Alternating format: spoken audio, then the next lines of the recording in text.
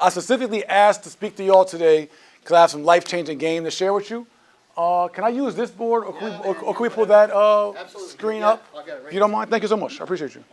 All right, so I'm going to give y'all a crash course on my resume and why I'm here, and then I want to get into some things I need y'all to leave with before 15 minutes is done as seniors. So my professional resume is I'm a real estate developer. I'm what's called a fund manager. I manage a real estate fund, the Tulsa Real Estate Fund, which is named after Black Wall Street in Tulsa, Oklahoma. We launched this fund in 2018, and it's the largest black-owned real estate crowd fund in the history of America. We brought together 15,000 families from 22 countries, raised over $11.5 million, and have been rebuilding Black Wall Street in real life. Current day, we have our 30,000 square foot campus in East Point, 2.6 acres. We have a 32-acre development coming in South Fulton, which is mixed-use commercial and residential development homes. Also a 4-time author, 2-time best-selling author, 2022 Georgia State Senate Citizen of the Year, Inc. 5000 twice as a CEO, and a bunch of other professional accolades, influencer, all that, but also was a high school dropout and a 3-time felon by 21 and served 2.5 years in prison for drug trafficking. So I grew up in poverty, grew up with abuse in my home, grew up on welfare, grew up on WIC, got free lunch in schools, hit the streets by 15, selling crack, started drug trafficking by 17. My pops taught me how to cook crack at 18. Went to prison facing 3 years of life in prison at 18 for a quarter kilo of coke and a loaded handgun. And by 25 years old, one of my homegirls, one of my young women that loved me, because they loved me, one of those took a trip for me with 700 grams of coke and 5 pounds of weed, and she got caught being a ride or die for me. She didn't tell. We bailed her out. We got an attorney. She beat the charge. But that was part of my awakening moment. So I already was a 3-time felon, had already served 2.5 years in prison. I had, thought, the perfect drug route where I didn't touch nothing. Everybody else did everything. But I still was in a position where somebody told me I could go away to life in prison. And so I didn't stop selling drugs at that time, but I stopped selling coke and started selling dope, started selling heroin. So I thought that by switching my hustle that I would somehow still be this drug kingpin I imagined at 17 years old I was going to be.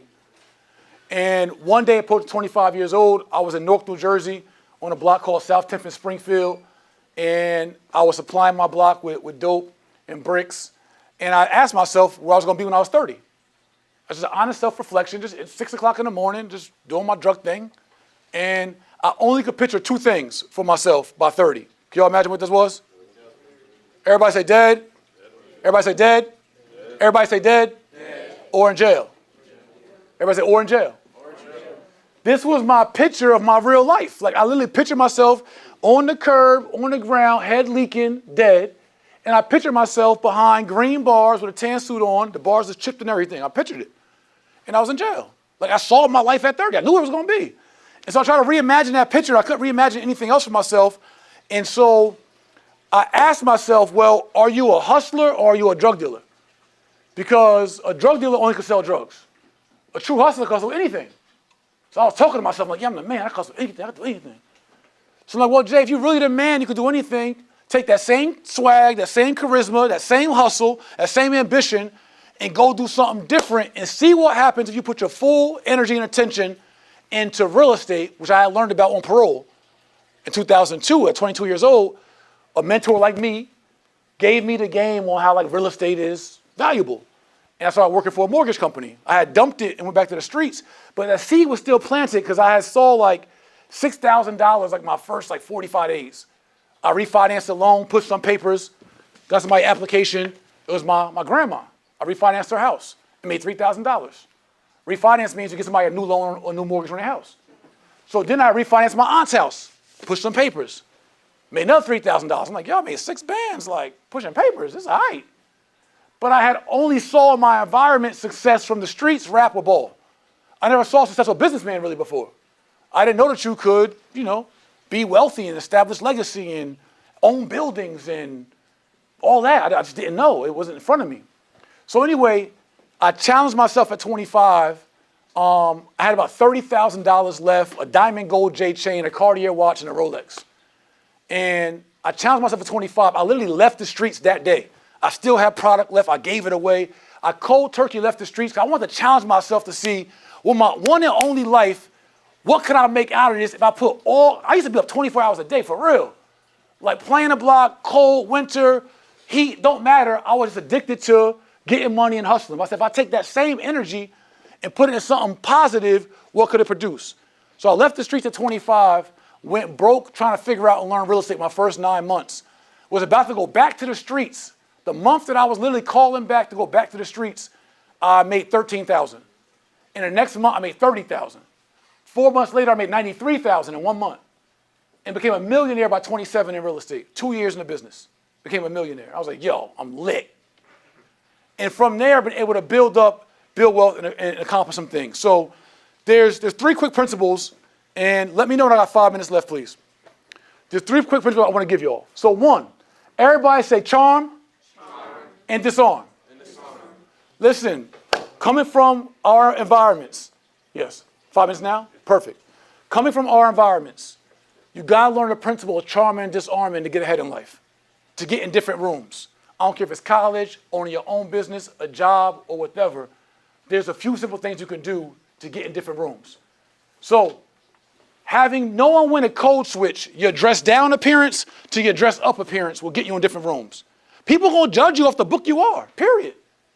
So you got to know how to put different stuff on when it's time to get in different rooms. The second is your verbal appearance. You got to know how to speak to the room as well. So one of the easiest ways to put yourself in the good boy, good girl, good man, good woman category is what's in our salutation and our greetings. That's how we greet ourselves. So everybody ask me, Jay, how you doing today? That's 4 of y'all. Everybody ask me, Jay, how you doing today? I'm well, thank you. And you? Jay, you got 7 minutes. I don't thank you. I don't say I'm good. I don't say I'm all right. I save that for the hood or some other occasion. When I tell you I'm well, thank you, and you, do you see 3-time felon? Do you hear high school dropout? Do you hear grew up on welfare? All just by my words. Going to a principal, going to a dean, going to financial aid, going for a job, dealing with law enforcement. Son, how you doing today? I'm well, thank you, and you? You never knew I know how to cook crack. You don't know my background by what I present to you current day. I'm literally able to make you treat me a certain way by how I present myself to you. It's called charming and disarming. My life been too hard for me to be able to go out here and be hard. I'm gonna make it harder. So I come at you soft and I charm you to disarm you so we have an easy go at it. I don't need more hard in my life. So those words, I'm well, thank you, and you, will literally put you in a different category with anybody you meet. When they ask you how you're doing, you can say, I'm good. And you're just a good person, cool. I'm all right. I'm good, my boy. But when you say, I'm well, you. Hat on, hoodie on, you say, I'm well, thank you, and you. They immediately dismiss whatever they might have thought about you. This is how you get yourself in different rooms. So those are called soft skills. Now I want to give you some hard skills in my real 5 minutes. So 18 years old, I want to give you a crash course on how you can build credit and get a bag out of thin air. At 18, how you can literally establish money for yourself, for your dreams, for your vision, for your whatever. Can I get a video volunteer? Because my video guy has like 2 hands. I need a video volunteer. Anybody? Here you go. I like the orange shirt. Hit video. Do your thing. Catch me good. All right, so check it out. This is a 4-minute crash course on how to take your credit, buy cash flow, and never spend your own money again as a teenager and going into adulthood. Crash course. Check it out. So first and foremost, as a teenager, and any time through life, even as an adult, you wanna become an authorized user on somebody's account, right? This allows you to be able to take somebody else's credit history and make it your own. Mom, dad, auntie, grandma, uncle, cousin, whomever. You become an authorized user. That gives you somebody else's credit history instantly. At 15 years old, 17 years old, whatever. So now with that credit history, you start to establish credit. Credit is the ability to make payments over time and on time. It's not having cash and I paid off the next day. I got the bag. It ain't proving you got a bag. It's proving you can make payments responsibly over time on time, right? That's credit. So, thank you. Perfect time. So, with credit, one way you can establish it is to become an authorized user of a guardian or someone else's credit. That's one way. Second way you can establish it is you can get a secured credit card or a secured loan. All that means, can I get a volunteer real quick? Real quick, come on. Secured loan works like this. I give her $3,000. Walk over there to them. She's the bank. Brad, take that $3,000. This is what happens. No, I'm showing you all a principle. When you go into a bank, you give them $300, $100, or $3,000. The bank will then secure that money in a deposit account for you. But now give her back the money. The bank will then give you a card, or a loan for the same amount of money. So you walk into the bank with money, but they secure it, but they give you back a loan or a card on your same money. You now establish credit through a secure credit card or a secure loan. Boom. Another ways, two ways to establish credit. Now, hold on, I got you. Go ahead. Basically, all right, so quick question. Come on, I got 2 minutes. If you get a loan and you pay back the loan, you don't have to pay interest? You got to pay interest, but don't worry about the interest. Because you paying them a little bit of penny interest now is going to be them giving you $100,000 later. I'll give you the $15 a month. Take it. Give me the big bag later. Right? So you're going to pay some interest on this, but you get secure credit card, secure loan. Now what you do is, as a teenager, you can establish an LLC. Here in Georgia, it's under $200. An LLC is a limited liability company for whatever business you want. With that company, you can literally, as you establish this credit, you can go out with this established credit and your company. You can go out at 18 years old, go to the banks, and get unsecured credit cards or unsecured funding. They believe you and want to give you money because you established credit here. With your company, what this does, you can do it personally and get a bag. But if you get a loan personally, that loan is going to show in your personal credit report, like you got debt. If you get a loan under your LLC, it doesn't show in your personal credit report. So you get $100,000 from the bank through your company. Now, personally, you're going to back it as a person. You back it. And if you don't pay it, it goes in your report. But as long as you pay it on time, you get a loan from your company, right? The bank gives your company a loan. That goes to you, the person, to go fuel your dreams, your t-shirt company, your shoe repair company, your hair salon, your tech company, your app company, whatever it is.